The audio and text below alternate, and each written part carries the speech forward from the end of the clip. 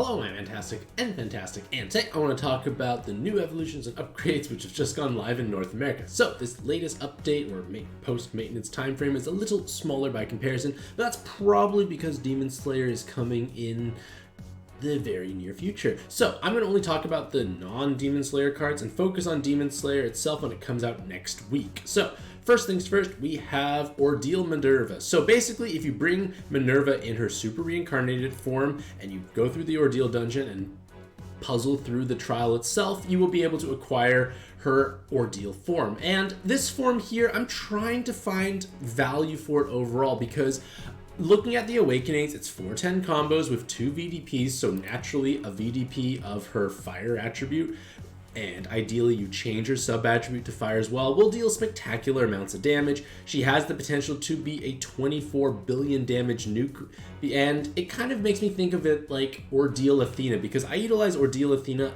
in certain cases where I need like a huge damage nuke.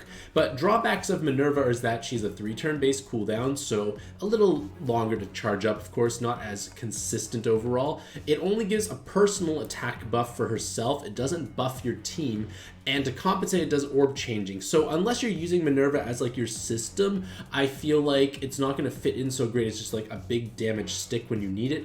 If you have a system of Minervas, yes, you do make fire orbs quite easily, but you also just don't make any heart orbs. So, well, that's obviously going to be a bit of a problem. In that case, she has no movement time. She also has no bind immunity, so I just feel like Minerva's kind of a bit of an awkward spot. She's trying to do things, but she's not like superior to other options overall. As a leader, I guess it could be okay as a leader, maybe, but it takes quite a bit of effort. There's no follow-up attack. I'd rather just focus on Venus, because Venus is a much more exciting card by comparison. So same idea, bring super reincarnated Venus as your leader, and then you will be able to actually utilize her in her Ordeal form when you pass her respective trial. And why do I like it, Venus? Well, look at the Awakening. She has 4 enhanced Heart Orb Awakenings and 2 Team HP Awakenings and 2 crosses. So she'll deal with your sticky blinds, she'll give you added bulk, she will give you a significant amount of healing, and if we look at her stats, they are incredibly juicy. Like, those are big stats, and they also don't even have pluses attached onto it. Who cares if her attack stat's low? We only cared about the HP and the RCV stat, and both of those are wonderfully high. Furthermore, her active skill is actually valuable. It is a 5-turn cooldown, which gives you board unlock, creates 4 hearts at random, gives you an RCV buff, which means you are going to be able to heal up to full health with relative ease due to her enhanced Heart Orb Awakenings.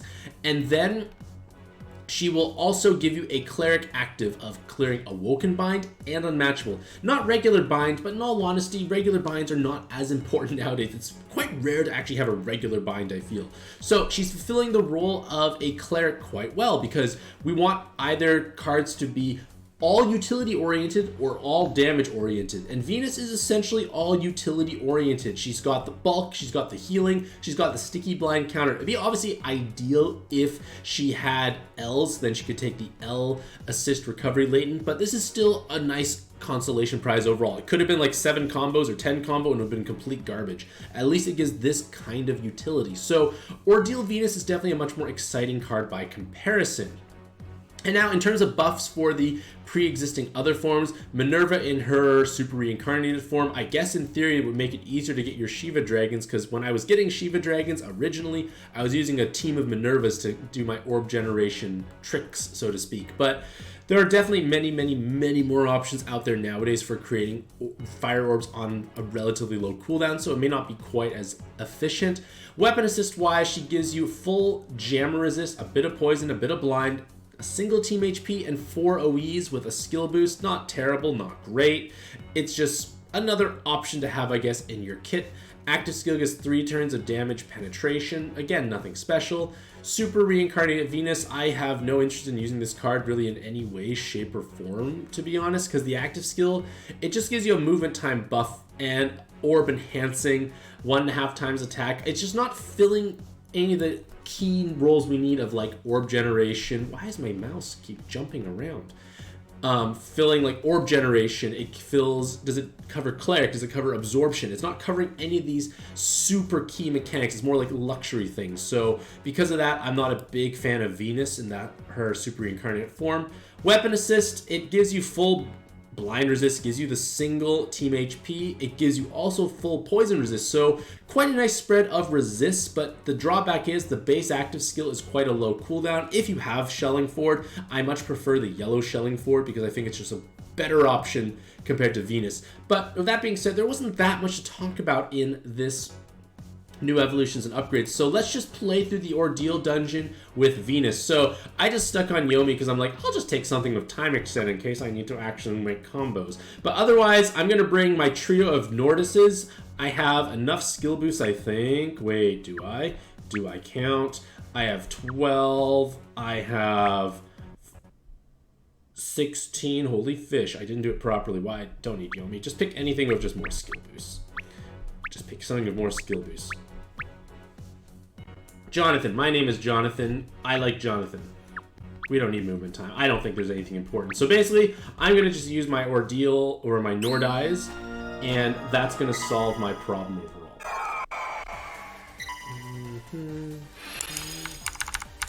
So basically... Oh, shoot. The Holy Stone is not... I should have picked someone with many more skill boosts. Well, this is terrible. I didn't count my skill boosts. I kind of rushed this, unfortunately. So we're just going to make a combo. I'll make a combo. We'll just haste it up really quick. Well, that's awkward.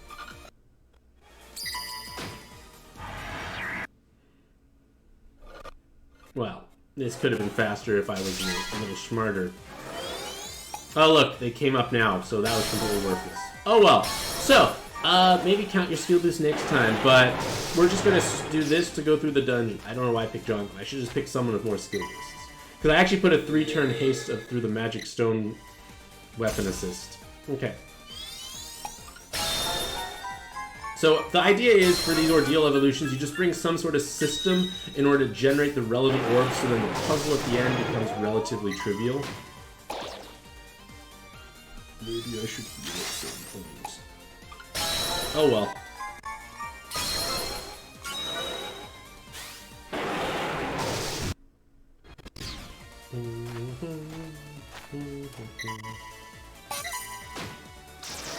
Oh no, Jonathan is bound. What a terrible choice I used. Why did I bring him along? It's okay, we got a heal finally.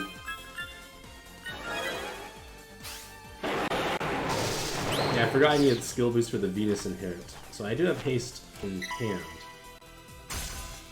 One nice thing about Nordis is he can solve your Ordeal evolution problems for both wood and light because they make these orbs on a consistent basis and the beginning floors won't take much effort.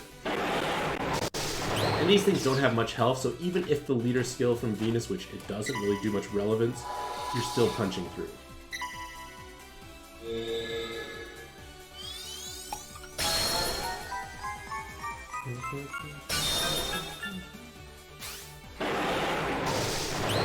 Alright, so finally got to the Ordeal part itself. So, what do they want me to do? Gotta make a light L. So I am just going to look for a place where I can get a light L. And the idea is my Nordices give me the orbs I need every single time, so I don't have to be as afraid.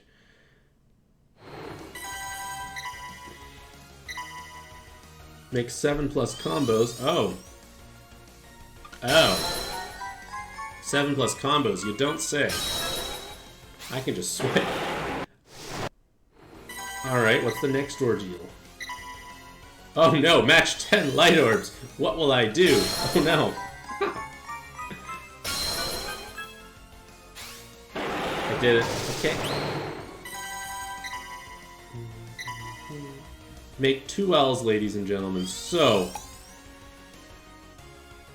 I'm gonna just use light L's because those are the only L's I technically have colors of.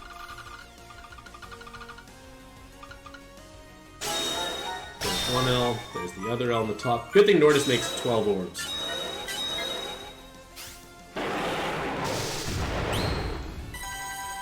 And last Ordeal. Match 25 orbs. Now that might be a little awkward because I only get a certain number, but the thing is, I could just do that. I just noticed that the wood and the light orbs have enough, so I'm good. If that failed, I could just actually just manually match the board. I think I have the capability of it.